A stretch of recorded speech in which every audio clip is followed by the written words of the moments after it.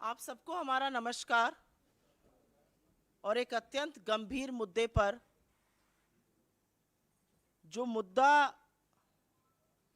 हर TV debate से चीख चीख कर बोला जाना चाहिए, जिस मुद्दे पर अखबार की पहली सुर्खी होनी चाहिए, जिस मुद्दे पर आप जैसे प्रबुद्ध पत्रकारों को सवाल पूछना चाहिए और जिस मुद्दे पर प्रधानमंत्री मोदी की चुप्पी टूटनी चाहिए, वो मुद्दा है बड़े घोटालों का।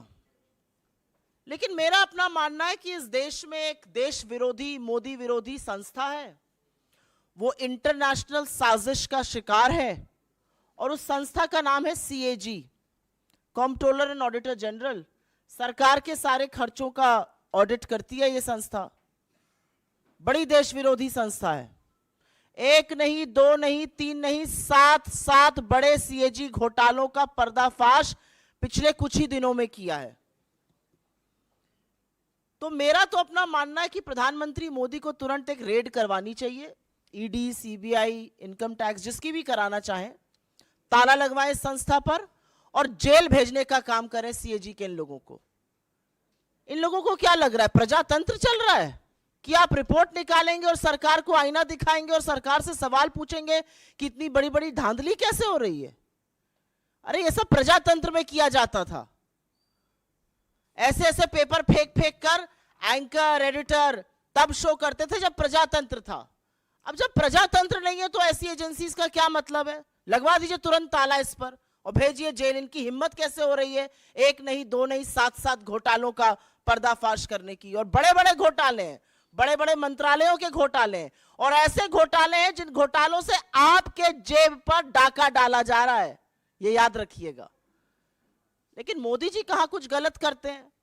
मोदी जी ने बड़ा पैसा खर्च करके खूब सारे मीडिया प्रचार प्रसार से अपनी एक छवि बनाई थी।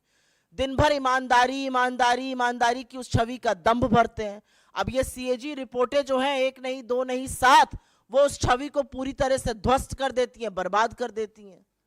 तो कुछ सवाल बनते हैं, लेकिन इस देश विरोधी संस्था को तो बंद होना चाहिए भाई। बहुत गलत बात है, मोदी जी के साथ बड़ी बेइंसाफी है। उनकी नाक के नीचे जो घोटाले और भ्रष्टाचार हो रहा है उसको उजागर कर रहे हैं। भला बताइए, ये काम है संस्थाओं का? कैसे ये काम कर रहे हैं? पक्का किसी इंटरनेशनल साजिश का साथ देते हैं ये। शुरू में करूंगी 7 घोटाले। एक पहला है भारतमाला प्रोजेक्ट से। करीब 70-75 हजार किलोमीटर की सड़क बननी थी और इसका पैसा CCA, cabinet committee on economic affairs, जो आर्थिक मामलों की कैबिनेट कमेटी होती है जिसकी अध्यक्षता स्वयं प्रधानमंत्री करते हैं, उन्होंने इसका फंड दिया था। और फंड ही नहीं दिया था, वो इसमें पैसा खर्चा कैसे होता है उसकी निगरानी भी करते हैं। इसमें जो भी टोटल, और इसका हम आपको प्रेस रिलीज में सारे फिगर्स दे रहे हैं, इसमें 15 करोड़ 37 लाख रुपए पर 1 किलोमीटर सड़क बननी थी। इन लोगों ने बढ़ाकर 32 करोड़ 17 लाख कर दिया, दुगने से भी ज्यादा। और ये PM की निगरानी में CCA की नाक के नीचे भारत सरकार के आंखों के सामने हो रहा था। सिर्फ पैसा ही नहीं दोगुना किया गया, इसमें और भी बड़ी धांधलियां सामने आई हैं। इसमें पता चला है कि फर्जी दस्तावेजों के आधार पर बिडर्स का चयन हो गया। बिडिंग प्रक्रिया में बड़ा फर्जीवाड़ा सामने आया है। विस्तृत परियोजना रिपोर्ट पर काम भी नहीं हुआ। एस्क्रो अकाउंट से करीब 3,500 करोड़ रुपए का हेरफेर हुआ। और सबसे बड़ी बात यह है कि इसके किसी भी जब रोड बनता है तो एक सेफ्टी कंसल्टेंट रखा जाता है कि आपके और हमारे जैसे लोग जो इस देश के नागरिक हैं जब सड़क पे चलें तो सुरक्षित रहें।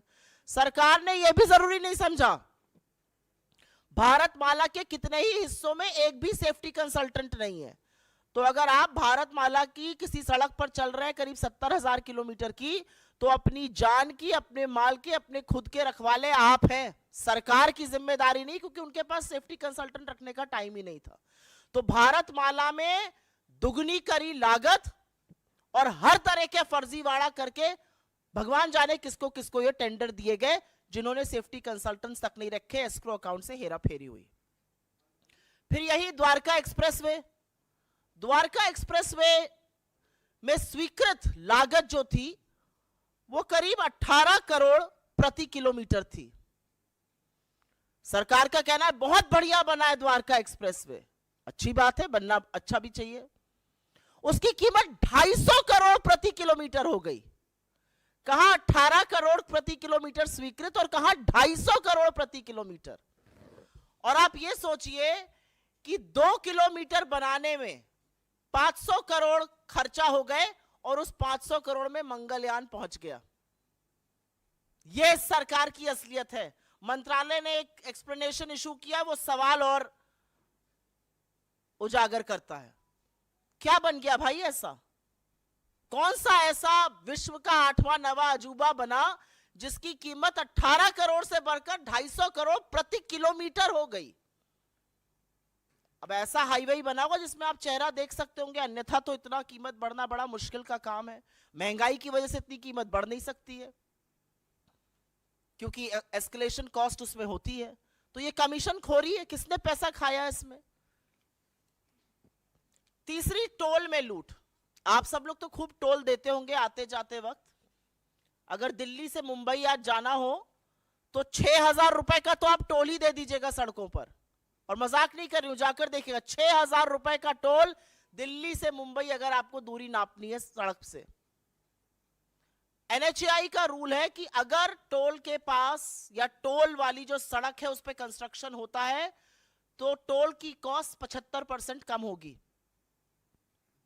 ऐसा नहीं किया गया। मात्र 5 टोल बूथों का, मात्र 5 टोल प्लाजा का सीएजी ने एक रैंडम ऑडिट किया और उसमें पता चला कि करीब करीब 132 करोड़ रुपए अवैध वसूल लिए गए लोगों से। ये मात्र 5 टोल प्लाजाओं की बात कर रही हूं। अगर पूरे देश के टोल प्लाजाओं का ऑडिट हो जाए तो सोचिएगा कितना लाखों करोड़ों का गबन हुआ है। और सड़क पे कौन चल रहा है? सड़क पे धन्ना सेठ चल रहे हैं या आप जैसे और हमारे जैसे मध्यम वर्ग, निम्न मध्यम वर्ग, गरीब लोग चल रहे हैं बसों से, गाड़ियों से, और वो सारा कॉस्ट निकालता है। तो 132 करोड़ तो टोल में लूटे। और एक और ऑडिट में पता चला है कि करीब 135 करोड़ एनएचएआई ने राजस्व का नुकसान किया। एक कंसेशन अग्रीमेंट होता है वो कर करके। आयुष्मान भारत, पूरे वक्त लोकसभा में यही सुनाई दे रहा था, हर जगह प्रधानमंत्री इसकी बात करते हैं। ये तो घोटालों का योजना निकली। आयुष्मान भारत में 7.5 करोड़ लोगों का, 7.5 लाख लोगों का, सॉरी, एक नंबर से रजिस्ट्रेशन हुआ है। आप किसी भी आधार सेंटर जाइए, किसी भी आयुष्मान सेंटर जाइए, वो सबसे पहले आपसे आपका फोन नंबर पूछते हैं। एक नंबर से 7.5 लाख लोगों का रजिस्ट्रेशन। और यही नहीं, आयुष्मान भारत के तहत 88,760, मोटा मोटा 88,000 मान लीजिए, उन रोगियों का भुगतान हुआ है जिनकी मृत्यु हो चुकी थी। मृत लोगों का इलाज दिखाकर क्लेम क्या भुगतान हुआ है। अब ये किसके पास गया है ये नहीं पता, लेकिन लाभार्थी के खाते में तो ये बिल्कुल नहीं गया है। 88,000 मृत लोगों के फ्रेश इलाज का क्लेम दिखाकर उस पर धांधली हुई है। और जैसा कि मैंने आपको बताया, 7.5 लाख लाभार्थी एक नंबर से जुड़े हैं। इनफैक्ट अगर आगे डेटा देखिए तो करीब करीब 1 करोड़ 24 लाख जो हैं वो मात्र कुछ फोन नंबर से जुड़े हुए हैं। भगवान की बात ना हो ऐसा कैसे हो सकता है? और वो राम जो सबके आराध्य है। अयोध्या में एक भव्य राम मंदिर बन रहा है। जमीन में जितनी दलाली भारतीय जनता पार्टी के नेता, एसडीएम, कानूनगो सब मिलकर कर सकते थे, बड़े बड़े नेता, ट्रस्ट के लोग, वो तो खूब हुई, वो आप लोगों ने देखा। और सरकार की बेशर्मी कह लीजिए या थेथराई कह लीजिए, एक शब्द उस पर बोला नहीं गया। अब पता चल रहा है कि अयोध्या डेवलपमेंट प्रोजेक्ट में भी खूब धांधली हो रही है। और धांधली ऐसी वैसी नहीं हो रही है। पैसा जो जनता का है वो जा रहा है ठेकेदारों के गल्ले में, अनुचित लाभ पहुंचाया जा रहा है। ऐसे ऐसे ठेकेदारों को जीएसटी का भुगतान हो रहा है जिनका रजिस्ट्रेशन कैंसिल हो चुका है। सिंचाई विभाग ने तो ऐसे लोगों को ठेका दे दिया जो अयोग्य थे। जो कार्यान्वयन एजेंसी है उत्तर प्रदेश राजकीय निर्माण निगम, उन्होंने परफॉर्मेंस गारंटी का एक पैसा होता है जो ठेकेदारों से जमा कराना होता है, वो तक जमा नहीं कराया। तो ये तो भगवान के नाम पर लूट मची हुई। पहले जमीन की धांधली में सस्ते में जमीन लेकर महंगे महंगे दामों में ट्रस्ट को भेजकर खूब पैसा कमाया इन तथाकथित राम भक्तों ने। हमारे आराध्य को, हमारे ईश्वर को भी नहीं छोड़ा। और अब उसी अयोध्या डेवलपमेंट प्रोजेक्ट में बड़ा घोटाला सामने आ रहा है कि करीब करीब 20 करोड़ रुपए तो ऐसे ठेकेदारों के गल्ले में गए जो अयोग्य थे। रजिस्ट्रेशन कैंसिल, जीएसटी का भुगतान आ रहा है। ग्रामीण विकास मंत्रालय, रूरल डेवलपमेंट मिनिस्ट्री, ये छठा घोटाला सामने आया है। क्या कहता है ये घोटाला? इसमें पेंशन का एक प्रयोजन होता है। वो पेंशन किसको जाती है? वो पेंशन जाती है वृद्धा पेंशन, विधवा पेंशन और विकलांग पेंशन। हर गांव में अगर आप आज की तारीख में चले जाइए तो आपको 10 लोग ऐसे मिल जाएंगे, वृद्धा, विकलांग, वृद्ध मिलाकर, जो कहेंगे हमारी पेंशन नहीं आ रही है। किसी भी जगह चले जाइए, वो कहेंगे हमारी पेंशन नहीं आ रही है। फिर हम उनको दिलासा देते हैं कि हम कुछ करते हैं, फिर हम डीएम को चिट्ठी लिखते हैं, फिर डीएम कहता है कि नहीं, ऐसा आवंटित फंड कम हो गया है, क्या किया जाए। ऐसा तमाम जगह होता है, एटलीस्ट जहां जहां मैं जाती हूं वहां जरूर होता है। अब पता चल रहा है ऐसा क्यों हो रहा है?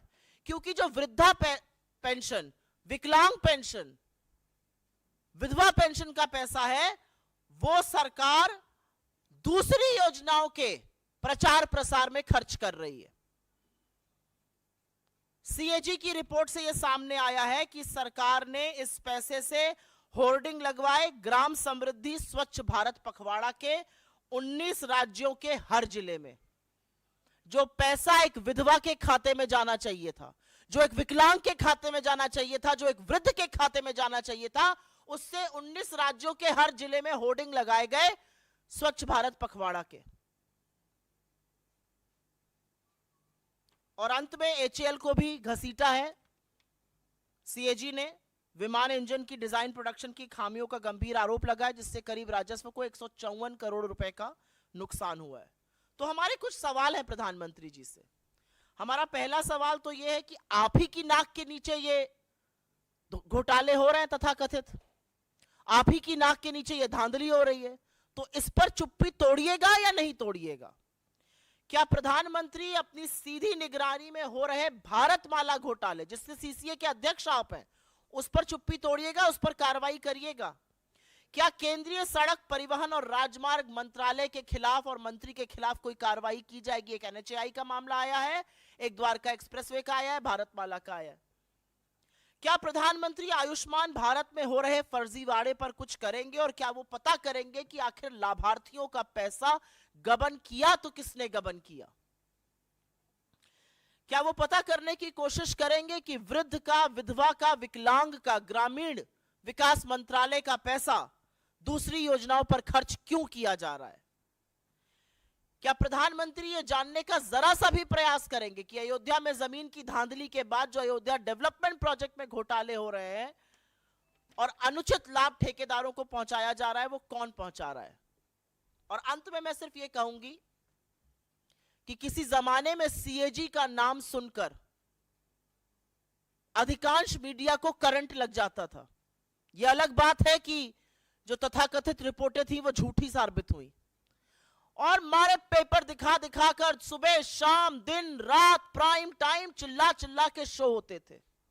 उस मीडिया ने चुप्पी धारण कर ली है, प्रधानमंत्री भी मौन है, लेकिन मुनाफाखोरी, कमीशनखोरी और जनता के पैसे की जो लूट हो रही है उससे पर्दा खुद सीएजी उठा रहा है, खुद इस देश का चीफ ऑडिटर उठा रहा है।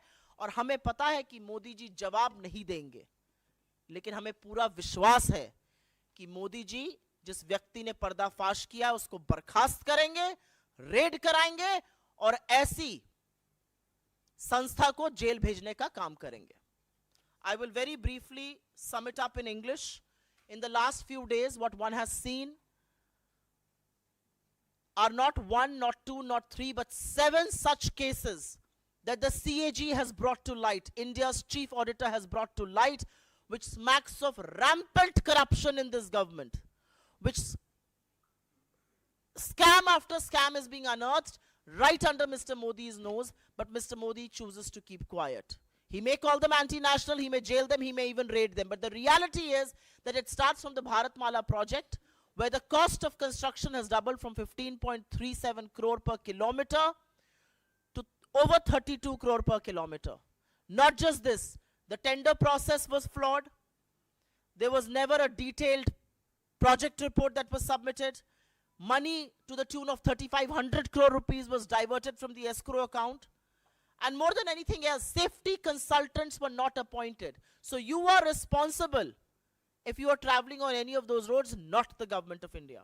The Dwarka Expressway, and this is the second such scam that has come to light, the construction cost went up from 18 crore per kilometer to 250 crore per kilometer. To construct 2 kilometers of the Dwarka Expressway, a Mangalyaan could have gone. 500 crores is what it took. The NHAI has looted common citizens of this country to the tune of 132 crore only when 5 toll plazas were audited. Imagine if every toll plaza in this country is audited, what would the tune of this scam be? 132 crore scam across just 5 toll plazas. Because of concession agreements, there's another hit of about 135 crore to the exchequer. The Ayushman Bharat scheme that the Prime Minister keeps talking about, the fourth such scheme that we'll talk about, 7.5 lakh beneficiaries registered with one phone number. But that's not all. Over 88,000 such patients who died during the treatment. Fresh claims were issued, payments were made in their name. Who did that money go to?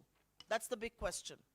The Ayodhya Development Project. We all know what happened with land deals, how they was bought at peanuts and then sold at high prices to the trust. But we now are discovering that the Ayodhya Development Project is also riddled with scams. Money has been issued to contractors who are not even registered. There's GST payment that's coming their way. Who are these people? What are they doing? How come the bidders, the tendering process is so flawed? The Rural Development Ministry, and this is a very important point that we must point out. The Rural Development Ministry has a provision of pension, and that pension goes to the poor who come from, who are either physically disabled, or it comes from the widowed, or it goes to the old. All 3 pension schemes come under the Rural Development Ministry. Money from this was diverted to put hoardings in 19 states and every district on the Swachh Bharat fortnight that they celebrated. HAL has also been pulled up for a flawed engine design, which caused a loss of about 154 crore rupees. So we have only very limited questions for the Prime Minister. Question number 1, will you break your silence on the CAG scams that are being unearthed right under your nose? You are the chairman of the CCA, the Cabinet Committee on Economic Affairs. Are you going to open your mouth on the Bharatmala project that saw costs double? How will you act against the Road and the Surface Development Ministry? Because we have seen a huge scam in Dwarka Expressway. We've also seen the NHAI loot. Will you act against the Ayushman Bharat Ministry and Minister and ask them how was money for beneficiaries diverted and where did that money go? Will you act against the Ayodhya Development Project? Inquire finally on the dodgy land deals and also on the kind of money that was given to contractors whose registration has cancelled.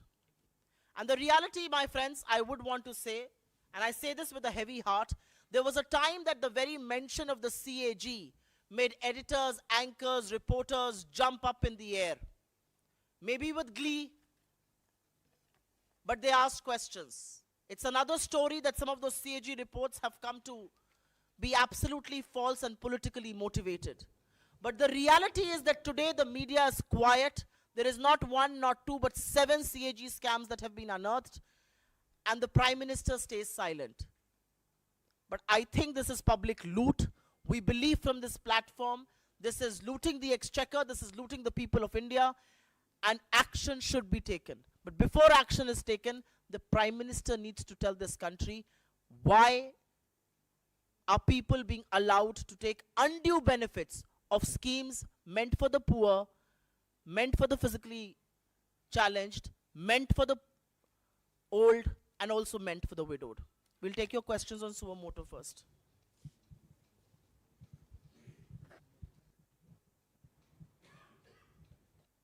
एक जमाना था अगर मैंने CAG पर सवाल पूछा होता तो इतने हाथ उठ जाते कि मैं चूज नहीं कर पाती, और आज सीएजी पर इस पूरे कमरे में किसी के पास एक सवाल नहीं है।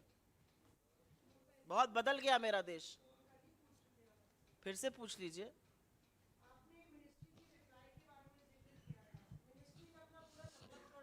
दिया है जिसमें कहा है कि अगर द्वारका एक्सप्रेसवे की बात कर ले तो जो 14 गुना लागत बढ़ी है, तो वो एलिवेटेड एक्सप्रेसवे है, आधुनिक तकनीकों से लेस है और दिल्ली को जो है प्रदूषण से मुक्त कर रहा है, दिल्ली को गुड़गांव से अलग रास्ते से जोड़ रहा है, इसलिए एक्सप्लेनर दिया है पूरा मिनिस्ट्री ने।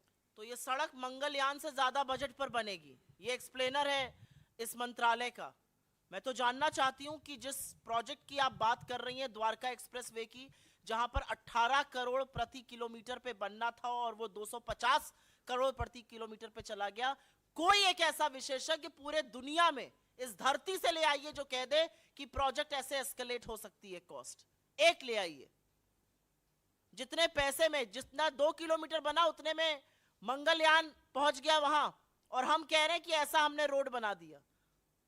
फिर तो भाई उस पर टिकट लगना चाहिए, लोगों को उस रोड पर चलना नहीं चाहिए, उस रोड को जाकर देखना चाहिए, उसको नेशनल मॉन्यूमेंट घोषित कर देना चाहिए, उस पर टिकट लगा देना चाहिए, उसको विश्व का 8वां अजूबा घोषित कर देना चाहिए। 18 करोड़ प्रति किलोमीटर का रोड 250 करोड़ प्रति किलोमीटर पे बन रहा है। 1400%, 14 गुना बढ़ गई कॉस्ट। ये किस हिसाब से हो सकता है? वो एक्सप्लेनेशन जो आया वो और भी हास्यास्पद था। Ma'am, all 7 reports are misleading. All 7 CAG reports are misleading. Is that what you are saying? The Comptroller and Auditor General audits the government's expenditure. They have come across, they have put forward 7 reports. And those reports have not come to us or have not come to you. They have been tabled in Parliament. So either they are in breach of Parliament, or whoever you name, the fake news peddler, is lying. Every report that questions this government, every report that raises questions on their credibility, every report that exposes the corruption, rampant corruption in this government is wrong. That's very convenient, I would say. Supriya ji, जो CAG report के हवाले से जो आरोप आप लोगों ने लगाए हैं, क्या इसको लेकर आप लोग सीवीसी या सीबीआई में शिकायत देंगे इसकी प्रॉपर जांच के लिए, ताकि अगर इसमें भ्रष्टाचार हुआ है जैसा सीएजी रिपोर्ट इंगित करती है तो कार्रवाई हो सके? मुझे ऐसा लगता है कि हमें जो करना होगा, पहले तो आपके सम्मुख आए हैं, जनता को पता चलना चाहिए, और इसके बाद के जो स्टेप्स होंगे हम वो जरूर लेंगे। लेकिन ये देश कुछ संस्थाओं से चलता है, वो संस्थाएं लोकतंत्र को चलाती हैं, और उनमें से एक संस्था सीएजी है जो सरकार के खर्चे का परीक्षण करती है, उसके खर्चे को ऑडिट करती है। और अगर सीएजी का कहना है कि 7 जगह घोटाला हुआ है, तो विपक्षी सीवीसी चला जाए, विपक्षी सीबीआई चला जाए, विपक्षी कोर्ट चला जाए, तो चुनी हुई सरकार झुंझुना बजाएगी। 9.5 साल से जो हम सुन रहे हैं, जो दंभ भरा जाता है ईमानदारी का, जो रंगी पुती एक छवि बनाई गई थी, वो धुल गई है, ध्वस्त हो गई है, चौपट हो गई है, वो सबको पता है। लेकिन इस संस्था ने कुछ कहा है, इस संस्था ने ये कहा है कि ऐसा ऐसा घोटाला हुआ है, इसमें प्रोविजंस होते हैं, सरकार ले इस प्रोविजन को, करे इस पर काम, हमें जो करना होगा वो हम जरूर करेंगे। ये रिपोर्ट पार्लियामेंट में टेबल हुई है। सुप्रिया जी, मेरा सवाल आपसे ये है कि चुनावी साल है, इसमें आपके पास इतना बड़ा मुद्दा 7 सीएजी रिपोर्ट हैं जो आप कह रहे हैं सीधे तौर पे भ्रष्टाचार को इंगित करती हैं। एक मंत्रालय की सफाई आ गई, क्या आप बाकी मंत्रालयों की सफाई या प्रधानमंत्री की सफाई का इंतजार करेंगे, या आप लोग खुद, क्योंकि पॉलिटिकल पार्टी है, एक अपोजिशन की पार्टी, और अब तो आप लोगों का अलायंस भी है, आप लोग जनता के बीच में जाएं, क्योंकि एक बड़ा मुद्दा विपक्ष के लिए भी है सरकार के खिलाफ में, और चुनावी साल है ये। आपके सम्मुख आने का एक जरिया होता है जनता तक जाने का। इसकी पोल इस देश के हर डिस्ट्रिक्ट में खोली जाएगी, इसकी पोल समूचा विपक्ष खोलेगा, इसकी पोल इंडिया तक पहुंचाने का काम भी इंडिया ही करेगा। लेकिन मेरा अपना मानना है, और मैं थोड़ी सी धृष्टता कर सकती हूं आप लोगों से, तो ये जरूर कहूंगी कि फाइनली 5 सवाल इससे आए। मैं उस दिन का इंतजार कर रही हूं जब ऑफिस से फोन आए और कहा जाए कि आज आपको फला चैनल पर जाना है, सीएजी की रिपोर्ट पर चर्चा है, क्योंकि बड़ी चर्चाएं हमने 2014 से पहले देखी हैं। आंख खुलने से लेकर रात को सोने तक सिर्फ सीएजी नजर आता था टीवी चैनलों पर, और जब वो रिपोर्ट ध्वस्त हुई, जब वो रिपोर्ट झूठी साबित हुई, जब न्यायालय में वो खड़ी नहीं हो पाई रिपोर्ट, तब मुझे कोई डिस्कशन नहीं नजर आया। आज मुझे कोई डिस्कशन क्यों नहीं नजर आता है? सीएजी किस पैसे की ऑडिट करता है? ये पैसा जो है ये सरकार का खर्चा है। सरकार का खर्चा कहां से आता है? ये हमारा और आपका पैसा है, ये जनता का पैसा है, ये ऋणदाताओं का पैसा है, ये करदाताओं का पैसा है। और हर व्यक्ति इस देश में टैक्स देता है, जीएसटी के माध्यम से, डायरेक्ट टैक्स के माध्यम से। 50% सबसे निचली आबादी 64% जीएसटी दे रहा है। तो मुझे ऐसा लगता है कि इस पूरे मामले पर थोड़ा सा जागो मीडिया जागो भी होना चाहिए, जरूरी है वो होना। 9 साल से सीएजी भी चुप था, 9 साल से मीडिया भी चुप था। हवा का रुख बदल रहा है दोस्तों, आप भी उस हवा के रुख को पहचानिए। जी सुप्रिया जी, अभी आप कह रही थी जो 2014 से पहले का जिक्र कर रही थी, उस समय में सीएजी की रिपोर्ट के आधार पे ही एक एस्टिमेटेड लॉस का बहुत जिक्र होता था कि इतने 1,84,000 करोड़ का नुकसान हो गया देश के एक्सचेकर का। आज जब आप 7 ऐसे स्कैम की बात कर रही हैं, तो कोई अंदाजा है आपको कि देश को कितने एक्सचेकर का नुकसान हुआ, कितना बड़ा ये स्कैम है? क्योंकि 2014 से पहले तो अक्सर इसी बात का जिक्र होता था, जैसे सीएजी ने बोल दिया तो गॉस्पेल ट्रुथ है, और उसी को मान के आप लोगों को हराया गया चुनाव में। हमारी जानकारी के मुताबिक अभी सीएजी की कुछ और रिपोर्टें आनी बाकी हैं। जब वो रिपोर्टें आ जाएंगी, क्योंकि पार्लियामेंट के पटल पर ये हुई हैं, हम आपको एक फिगर ऑफ लॉस जरूर दे देंगे। लेकिन मैंने जिन योजनाओं का यहां पर जिक्र किया है वो प्रॉफिट लॉस से ऊपर योजनाएं हैं। आयुष्मान भारत, ये योजना ऐसी है जिसमें लोगों को लाभ मिलना चाहिए हेल्थ कार्ड का, जिसमें लोगों को अस्पताल में फ्री सेवा मिलनी चाहिए, वहां पर धांधली हो रही है। मतलब सीधे लोगों की जेब पर डाका। विधवा और विकलांग की पेंशन, इस पर धांधली कर रहे हैं लोग। एनएचएआई के टोल वाली धांधली, सड़कों पर धांधली, ये वो धांधली है जो डायरेक्टली लोगों को प्रभावित करती है। हम आपको एक बड़ा एस्टिमेटेड फिगर जरूर देंगे, क्योंकि एक कैलकुलेशन चल रहा है, बट क्योंकि कुछ रिपोर्टें आनी बाकी हैं, थोड़ा सा समय हमें भी दीजिए। सुप्रिया जी, सवाल मेरा ये है कि चूंकि यूपीए के वक्त जो घोटाले हुए थे उसमें सीधा प्रधानमंत्री मनमोहन सिंह तक इस चीज़ों की आंच पहुंचती थी। इस पूरे मामले में क्या आप प्रधानमंत्री की भूमिका को संदेहास्पद मानती हैं? क्योंकि cabinet committee on economic affairs का इसमें मामला है, भारतमाला प्रोजेक्ट का मामला है, और जाहिर तौर पर ये स्पष्ट है कि इस सरकार में बिना प्रधानमंत्री की इजाज़त के एक पत्ता नहीं हिलता। तो उनकी भूमिका को लेकर कांग्रेस क्या कहेगी? उनको क्लीन चिट दे रही है या उनको इन घोटालों में, कथित घोटालों में हिस्सेदार मान रही है? मैंने अपने ओपनिंग वक्तव्य में कहा था कि प्रधानमंत्री जी की नाक के नीचे, उनकी अध्यक्षता वाली कमेटी सीसीए की नाक के नीचे ये घोटाले हुए हैं। और एक बात सब जानते हैं, चाहे वो सड़क का उद्घाटन हो, चाहे वो शौचालय का उद्घाटन हो, चाहे वो एक कमरे के अस्पताल का उद्घाटन हो, चाहे वो रेल यात्रा का उद्घाटन हो, वो प्रधानमंत्री करते हैं। इस सरकार में प्रधानमंत्री की मर्जी के बिना पत्ता नहीं हिलता है। तो मैं कोई शब्दों का चयन बड़ी ही जिम्मेदारी से करती हूं। इन घोटालों के लिए, इस भ्रष्टाचार के लिए सीधे सीधे नरेंद्र मोदी इस देश के प्रधानमंत्री जिम्मेदार हैं, और उन्हीं की जवाबदेही तय होनी चाहिए।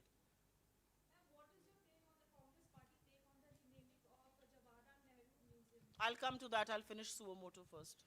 सुप्रिया जी, कांग्रेस भाजपा के आईटी सेल के अध्यक्ष अमित मालवीय ने जो है सीएजी की जो रिपोर्ट आई है भारतमाला प्रोजेक्ट या द्वारिका पे, उन्होंने कहा कि यह रिपोर्ट भ्रामक और गलत है। इसका आंसर मैंने अंग्रेजी में दिया था, हिंदी में भी दे देती हूँ कि ये जो रिपोर्ट आई है सीएजी की, और एक नहीं 7 रिपोर्ट आई है, उनकी जानकारी के लिए बता दीजिए। अभी 6 और ट्वीट और करेंगे, सारी रिपोर्टों को भ्रामक बताएं। ये रिपोर्ट हमें नहीं मिली है या आपके माध्यम से नहीं आई है, ये रिपोर्ट संसद के पटल पर रखी गई है। तो क्या CAG in breach of parliament है? सीएजी की जवाबदेही है, सीएजी ने अपना काम किया है 9 साल बाद, इस पर सरकार कार्रवाई करे, पता करे कैसे ये फिगर्स आ रहे हैं। एक फेक न्यूज पेडलर, एक सबसे बड़ा झूठा पार्टी के सबसे बड़े झूठा व्यक्ति जो सिर्फ फेक न्यूज चलाते हैं, उनकी बात पर मैं जवाब दूंगी इस बात का। सीएजी की बात पे भरोसा करूंगी या एक फेक न्यूज पेडलर की बात पे भरोसा करूंगी?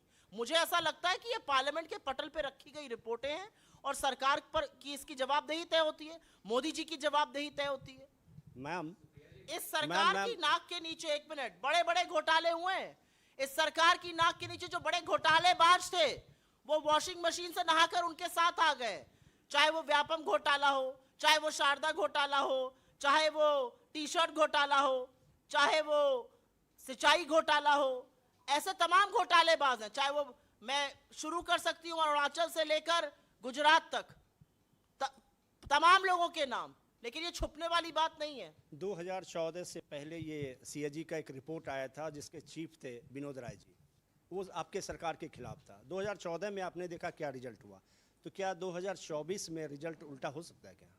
मुझे लगता है कि जनता की आंखें वैसे ही खुल रही हैं। मुझे लगता है कि अगर जनता से परेशान ना होते, अगर जनता के मुद्दे प्रधानमंत्री को हॉन्ट ना कर रहे होते, तो जो कल उन्होंने लाल किले की प्राचीर से भाषण दिया, जो कि राष्ट्र के नाम संबोधन होना चाहिए था, वो मुझे किसी नुक्कड़ सभा का चुनावी रैली का भाषण लग रहा था। आपको नहीं लगता हवा बदल रही है? आपको नहीं लगता कि जनता जो है वो त्रस्त है महंगाई से? 35% महंगाई बढ़ी है सब्जियों में, 13% अनाज में, 11% फूड कमोडिटीज में, और ओवरऑल जो रिटेल महंगाई है वो 7.5% के पास पहुंच गई है, उस देश में जहां पर बेरोजगारी की दर 8.5% के आसपास है। आपको नहीं लगता लोग परेशान हैं? लोग महंगाई से परेशान हैं, लोग बेरोजगारी से परेशान, और लोगों की आंखें खुल रही हैं। पैसा कहां जा रहा है? क्यों एक वर्ग अमीर होता जा रहा है और क्यों आपके हाथ में पैसा कम होता जा रहा है? यह सवाल पूरा देश पूछ रहा है। 2024 का चुनाव मुद्दों का चुनाव है। 2024 का चुनाव मोदी जी के अहंकार का चुनाव है। और एक बात आपको और बता दूं बड़े पते की, ये जो मोदी जी हर जगह, चाहे लोकसभा हो, और कल वहां पर जब चुनावी नुक्कड़ सभा संबोधित कर रहे थे राष्ट्र किले की प्राचीर से, लाल किले की प्राचीर से, और उन्होंने कहा तीसरे टर्म, ये पता है आपको बार बार क्यों कह रहे हैं? ये सिर्फ इनका अहंकार नहीं है, ये इनकी असुरक्षा है, ये इनसिक्योरिटी है। वो पिक्चर याद है ना आप लोग को, 3 idiots, all is well, all is well, all is well. अरे ये देश है, ये लोकतंत्र है, ऑल इज वेल कहने से ऑल इज वेल हो नहीं जाएगा। झोला उठाने का वक्त आ गया, इसीलिए मोदी जी की असुरक्षा है कि वो बार बार ये कह रहे हैं मैं आने वाला हूं। वो आने वाले नहीं है, देश ने मन बना लिया है, और ये बिल्कुल चुनावी मुद्दा है।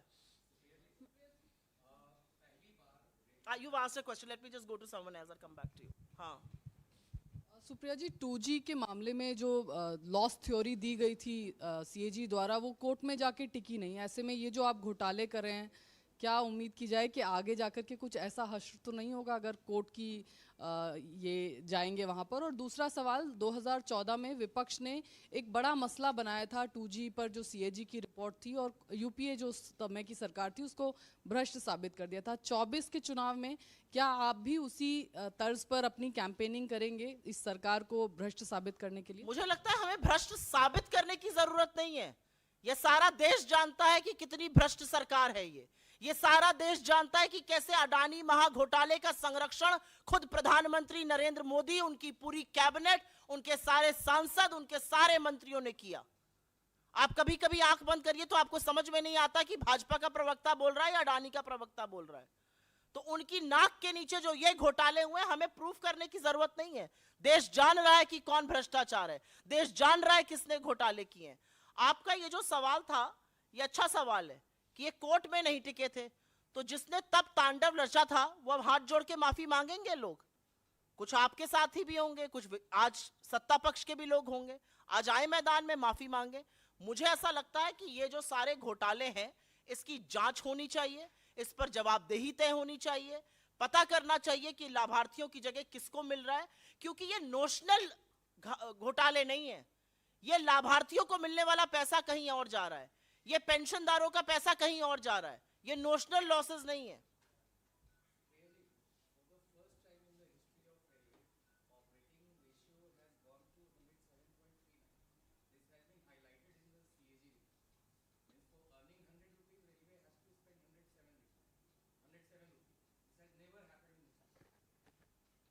On Indian Railways, I have a very strong view. I have a strong view because Indian Railways is a means to keep this country connected and to keep this country united. And which is how it was built, which is how it has survived.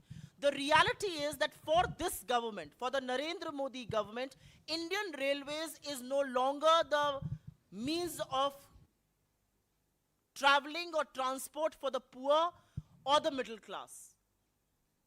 The reality is that passenger safety is the last thing that matters to this government. The reality is that trains are running late. The reality is platform tickets have been escalated. The reality is that this dynamic pricing that they have introduced along some very important routes which come through UP, Bihar and other places, those are highly, highly uneconomical for most of the middle class. And so I'm not surprised when you want to put these trains, you should modernize the railways. You should definitely have the Vande Bharats. But when you ignore the very basis of why the Indian Railway exists, which is to give the cheapest mode of travel and transport to average Indians, you defy the very purpose of railway. So I'm not very surprised that operating ratio has gone up. It's an inefficient, incompetent, and may I also say a very corrupt government. जी सुप्रिया जी, दो सवाल हैं। पहला है कि मध्य प्रदेश में दिग्विजय सिंह ने कहा कि सरकार अगर बनती है हमारी तो हम बजरंग दल को बैन नहीं करेंगे, प्रतिबंध नहीं लगाएंगे, क्योंकि उसमें अच्छे लोग भी हो सकते हैं।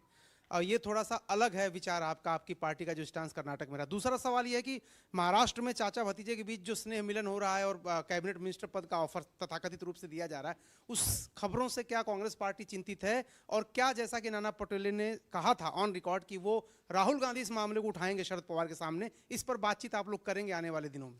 आपने एक शब्द का प्रयोग किया अपने सवाल में, तथाकथित। तो मैं तथाकथित खबरों पर क्यों अपनी टिप्पणी दूं? मुझे लगता है कुछ चीजें लीडरशिप पर छोड़ देनी चाहिए। मुझे लगता है कि एक अलायंस है, उस अलायंस में हर वक्त छीटाकशी करने की कोई आवश्यकता नहीं है, मेरी टिप्पणी की कोई जरूरत नहीं है। आपने जो दूसरा सवाल पूछा मध्य प्रदेश से संबंधित, वहां की लीडरशिप को क्या लगता है वहां के बारे में, ये वो डिसाइड करेंगे। लेकिन किसी को भी कानून का उल्लंघन करने की ना इजाजत होनी चाहिए, ना परमिशन होनी चाहिए। मैम हेलो और सीक्रेट मीटिंग्स चल रही हैं, तो वैसी स्थिति में आपके सीक्रेट मीटिंग्स जिसके बारे में आपको पता है? हम बिल्कुल, हमें पता है, आप भी पत्रकार रही हैं, आपको पता रहता था, इसलिए मैं पूछ रहा हूँ कि क्या होगा उसका। अब सीक्रेट मीटिंग्स के बारे में मैं कैसे टिप्पणी कर सकती हूँ? वो टिप्पणी आप कर सकते हैं, मैं कैसे कर सकती हूँ? मैंने जैसा कि कहा, कुछ चीजें लीडरशिप पे छोड़ देनी चाहिए। मैम, सीएजी रिपोर्ट आने के बाद आम आदमी पार्टी भी लगातार मोदी सरकार को घेरते हुए नजर आ रही है। आज ही उन्होंने धरना प्रदर्शन किया था द्वारका एक्सप्रेसवे पे जाके, लेकिन ऐसे में क्या आने वाले समय में कांग्रेस पार्टी भी सड़क पर उतरकर जनता तक सीधे तौर पर ये बात पहुंचाएगी इस भ्रष्टाचार? हम हर वो काम करेंगे जिससे ये सरकार बेनकाब हो, जिससे जनता तक ये मुद्दा पहुंचे। वो सड़कों पर उतरना होगा, वो और कोई रास्ता इख्तियार करना होगा, हम सब चीजें करेंगे। जी,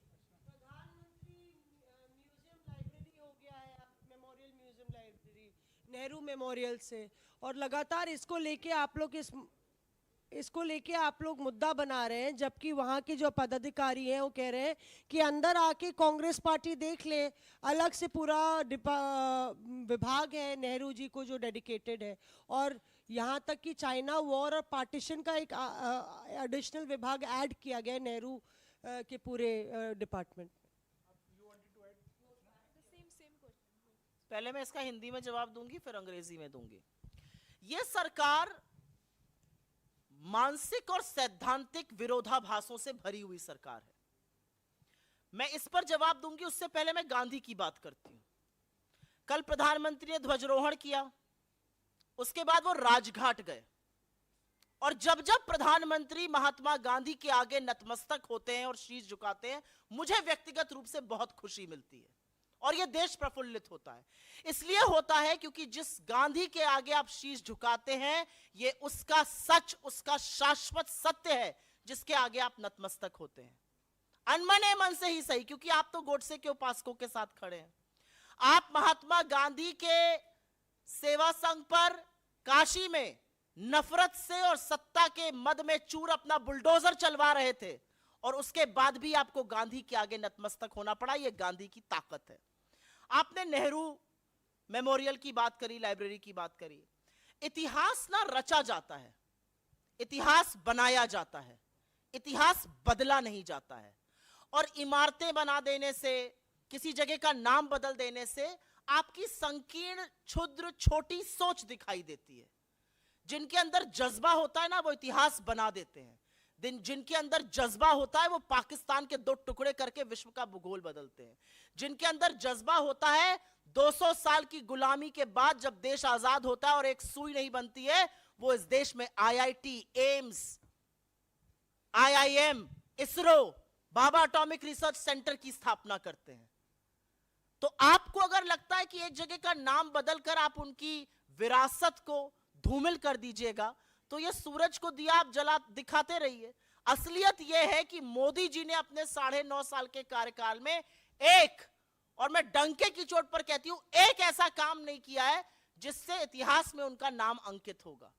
सीमेंट और इसकी बालू की इमारतें तो बहुत लोगों ने बनवाई, एक काम ऐसा नहीं किया जिससे देश उनको याद करेगा। तो नेहरू की विरासत के साथ छेड़छाड़ करना, उनका नाम हटाकर किसी और का नाम रख देना, यह आपकी ओछी छोटी राजनीति का परिचायक है। इस पर मैं क्या टिप्पणी करूं? जी,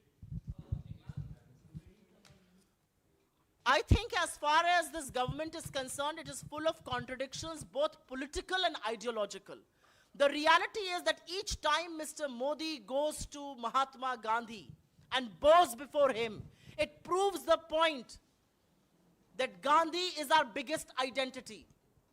And all those people who defame the Mahatma, all those people who eulogize Godse, and you stand with them, Mr. Modi, it defies the very purpose of why you are there. Your bulldozer in Kashi, in Banaras, raises decade-old Mahatma Gandhi buildings, JP's buildings, and you want to bow before the Mahatma. As far as Nehru ji is concerned, he was independent India's first prime minister, and unlike Prime Minister Modi, he did not cry foul. The country was coming out of 200 years of British colonial rule. He got down straight away to building India, and he laid the foundation for IIT, AIMS, IIMs, ISRO, BARC, institutions like that have held us in good stead. So when you think you can undermine or defile Pandit Nehru by changing a memorial or a library that had his name, it shows nothing but your own insecurities. You are a man who's full of insecurities because you know jolly well that you've done nothing in the last 9.5 years by which history will remember you. History is scripted. History is created. History is never changed, never converted. History was created by Indira ji when she ensured that Pakistan was divided into two, and she ensured that Bangladesh was born. You can keep saying what you want, but the reality is you've not done zilch to create history. I will have to end it. Ma'am,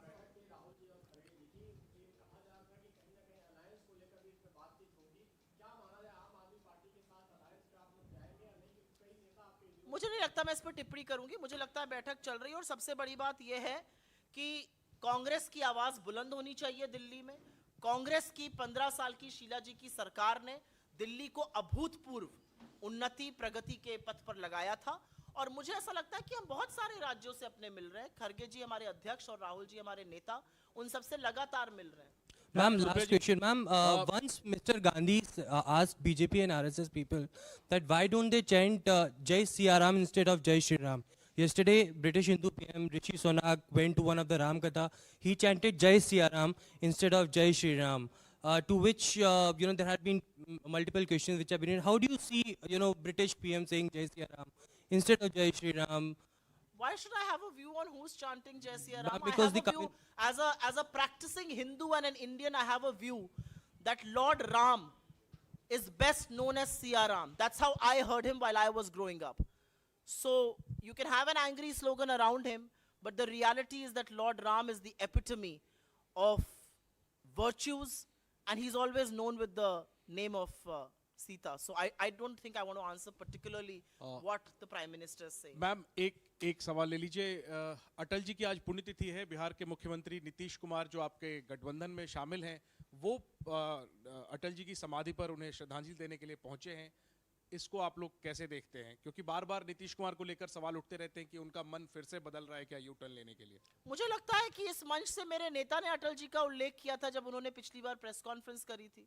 मुझे लगता है कि हम क्योंकि दो different parties में हैं तो हम एक दूसरे के दुश्मन थोड़े ही हैं, हमारे मतभेद हो सकते हैं। आज के दिन अटल जी को जब श्रद्धांजलि का शीश प्रधानमंत्री ने झुकाया होगा तो मैं उम्मीद करती हूं कि 3 महीने से ऊपर जलते हुए मणिपुर पर राजधर्म के वो शब्द उनके कान में फिर गूंजे होंगे। धन्यवाद।